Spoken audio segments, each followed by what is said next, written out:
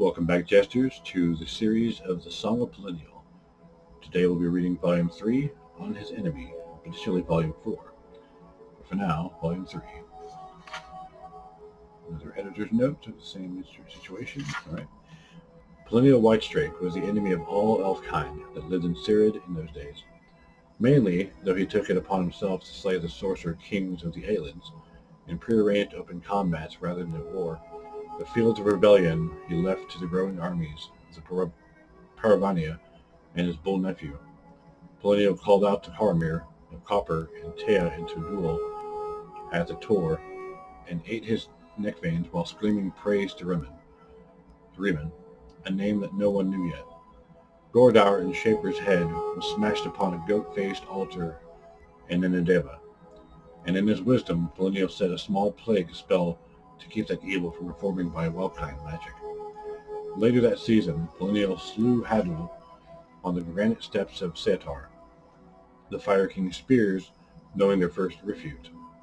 For a time, no weapon of the Aelids could pierce his armor, which Pelnial admitted was unlike any crafted by men, but would say no more even when pressed.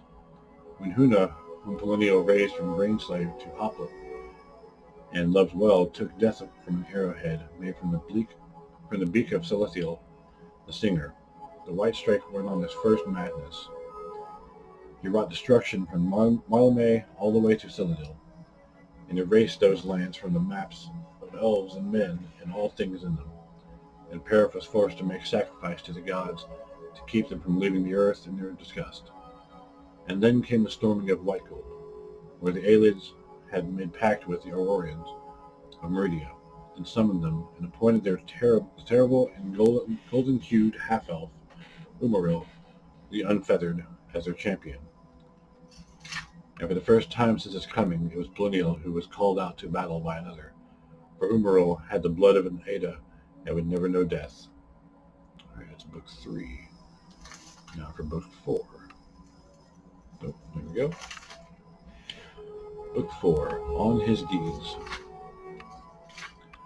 Pelnial drove the sorcerer armies past the Niben, claiming all the eastern lands for the rebellion in the Parvinia, and Kine had sent her grain to wash the blood from the villages and forests that no longer flew Eyelid banners, where the armies of men needed to make camps of them as they went forward. And he broke the doors open for the prisoners of the Batache, or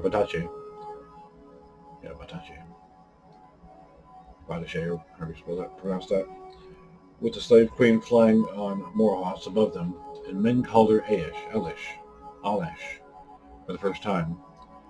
He entered the gate to win back the hands of the 1,000-strong suitor, a tribe now unknown but famous in those days, which the Aelids had stolen in the night.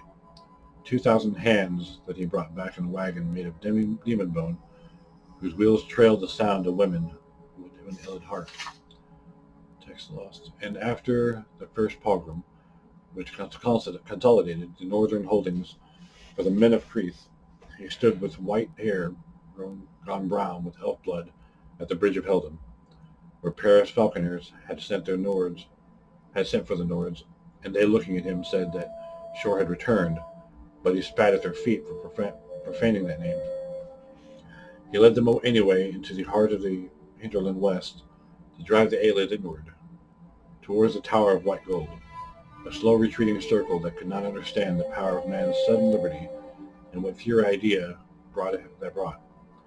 His mace crushed the thundernax of Umaril that Umaril had sent his harriers on the rebellion's long march back south and east, and called Morahos Breath of Kine to Zuathus, the clever cutting man, a Mede with a Keptu name.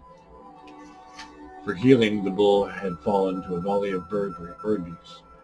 And, of course, at the Council of Skiffs, where all the Parvenia's armies and all the Nords shook with fear at the storming of White Gold, so much so that the Elish herself counseled delay.